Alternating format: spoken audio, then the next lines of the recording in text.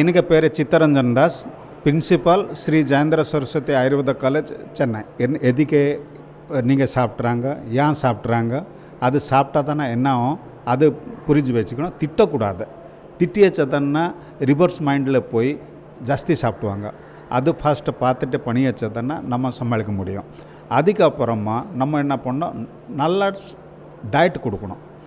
Simple diet, நல்ல diet, ப்ரோட்டீனஸ் diet கொடுக்கணும். அது கொடுத்தா தானே உடம்புக்கு கொஞ்சம் தேம்பு வரும். அதுக்கப்புறமா என்ன நமக்கு கொஞ்சம் அது விட்ரா பண்ணுற மாதிரி பண்ணோம். ஏன்னா ஒரே வாட்டி விட்ரா பண்ணி வச்சா தானே விட்ரால் சிம்டம் வரும். அது பார்த்துட்டு பயப்படுவாங்க, திருப்பி ஜாஸ்தி சாப்பிடுவாங்க. அது பண்ணி கொஞ்சம் எடுக்கணும். அது ஆகலைன்னா நம்ம யார் ட்ரீட்மெண்ட்டை பார்க்குறாங்க அந்த டாக்டர்கிட்ட போய் கொடுத்தா தானே அதில் என்னென்னா நம்ம பண்ண முடியும். ஸோ இந்த மாதிரி பண்ணி எல்லா பேரண்ட்ஸ்க்கு நம்ம ரிக்வெஸ்ட் பண்ணோம், யாருக்கு திட்டக்கூடாது பார்த்துட்டு. ஏன்னா இப்போ நியூக்ளியர் ஃபேமிலி, ஒரு சிங்கிள் சைல்டு இருக்கும்போது பயம் எப்போவுமே, அது ஒன்றும் பண்ணக்கூடாது. எப்படி நல்லா வரும், எப்படி நல்லா வையும் எல்லாம் பார்த்துட்டு சின்ன குழந்தைக்கு பேசுகிற மாதிரி பேசிட்டு அது பண்ணி வச்சா தானே நம்ம கம்ப்ளீட்லி நிப்பாட்டலாம். என் பெயர் doctor Vijayaraja, assistant professor Shri Jayendra Saraswathi Ayurveda college, Poonamallee, Chennai. இன்றைக்கி நம்ம பிரதம மந்திரி நிறைய இடத்துல உலகம் ஃபுல்லாக, இந்தியா ஃபுல்லாக நிறைய சென்டர்ஸில் அவங்களோட விழிப்புணர்வு முறையெல்லாம் கொடுத்துட்ருக்காங்க. அதில் அவங்க என்ன சொல்ல வராங்கன்னா, பிரதம மந்திரி என்ன சொல்கிறாங்கன்னா, ஒரு தடவை நம்ம ஒரு சுவையை இது பண்ணணும், டேஸ்ட் பண்ணிடலாம் அப்படின்னு நீங்கள் பண்ணுறது ரொம்ப தப்பு. சில விஷயம் விஷம்னா அது விஷம்தான். அது சின்ன விஷமாக இருந்தாலும் சரி, பெரிய விஷமாக இருந்தாலும் சரி, விஷம் தான். அதை நீங்கள் ஒரு நாள் சாப்பிட்டீங்கன்னா எனக்கு ஒன்றும் ஆவலையே நினைக்க முடியாது. அதேமாதிரி எல்லா இதுக்கும் ஒரு தீர்வு இருக்குது, நிரந்தர தீர்வு இருக்குது. அப்போ நம்ம என்ன பண்ணுறோம், பிள்ளைங்களை இல்லை இதே நீங்கள் அப்படியே அவ்வளோதான், நீ உன்னோட வாழ்க்கையே முடிஞ்சிடுச்சு, நம்ம அந்த பிள்ளைங்களை இது பண்ணாமல், இல்லைப்பா நீ என்கிட்ட வா, என்கிட்ட பேசு, உனக்கு நான் நிரந்தர தீர்வு நான் கொடுக்குறேன் அப்படின்னு சொல்லிட்டு எங்களை மாரி மருத்துவமனைக்கு வந்தாலும் சரி, முக்கியமாக அவங்களோட பெற்றோர்கள் அந்த பிள்ளைங்களை கடைசி வரைக்கும் கரெக்டாக பார்த்துக்கிட்டாலே எல்லாத்துக்கும் ஒரு நல்ல தீர்வு கிடைக்கும். இப்போது நம்ம ஒரு பிள்ளைங்களை இன்கேஸ் அதில் போகக்கூடாது, நம்ம பிள்ளைங்களையும் நம்ம சொந்தக்கார பிள்ளைங்களும் யாரும் அதில் போகக்கூடாது.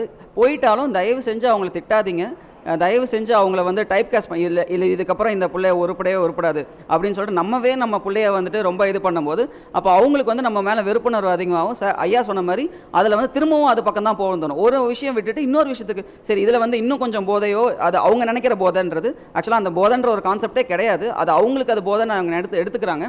அப்போ அவங்க திரும்ப ஒரு போதை இது இல்லாமல் இன்னொன்றுக்குன்னு போயிட்டே இருப்பாங்க. இதில் கம்மியாக இருக்குது, இதில் அதிகமாக இருக்குது அப்படின்னு சொல்லிட்டு.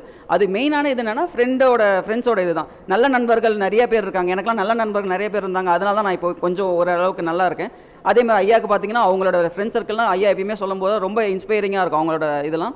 அதேமாதிரி நல்ல நண்பர்கள் நம்ம கூட சேர்த்துக்கிட்டு இது பண்ணுறதை விட்டுட்டு இது ஏதாவது ஒன்று இல்லை மச்சான் நீங்கள் ஒரு தடவை எடுத்துக்கோ, இது அந்த இது கொடுக்குது அப்படின்னு சொல்லிட்டு அவங்களெல்லாம் கொஞ்சம் அவாய்ட் பண்ணிவிட்டு அவங்கள எந்த விஷயத்துக்கு நம்ம யூஸ் பண்ணணும், படிக்கிறதுக்கு மட்டும் அந்த பிள்ளைங்களை யூஸ் பண்ணணும், அதை மட்டும் யூஸ் பண்ணிவிட்டு விட்டுடுங்க.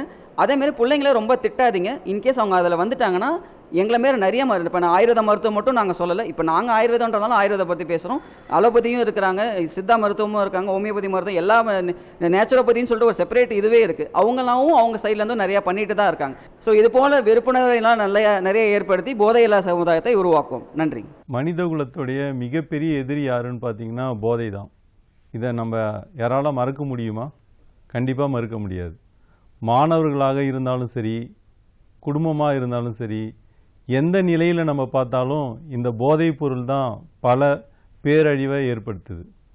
முதல்ல இந்த போதை எப்படி ஆரம்பிக்குது அப்படின்னு பார்த்தீங்கன்னா இலவசமாக தான் ஆரம்பிக்கும். ஒரு ஃப்ரெண்டு தான் அதை கொடுத்து இலவசமாக கொடுத்து தான் பழக்கப்படுத்துவார். ஆனால் நாளடைவில் அது ஒரு பழக்கமாகி அந்த பழக்கத்திற்கு அவர் அடிமையாகி அவர் உடல் நலத்தையும் பாதித்து அவரோட குடும்பத்தையும் பாதிக்குது. பள்ளி மாணவர் வகுப்பறையில் போதைப் பொருளை பயன்படுத்தினா என்ன ஆகுது? படிப்பில் அவருடைய கவனம் சிதறுது, உடல் ஆரோக்கியம் போகுது, உணவு போகுது, அவருடைய வாழ்க்கை சீரழிஞ்சு போகுது. குடும்பத்தில் கணவனோ மனைவியோ யாரோ ஒருத்தவங்க குடிப்பழக்கத்திற்கோ ஒரு போதைக்கோ அடிமை ஆயிட்டாங்க அப்படின்னா அதோட அந்த குடும்பமே செதஞ்சு போயிடும். அந்த குடும்பத்தில் இருக்கிற குழந்தைகளுடைய நிலைமை என்ன ஆகிறது?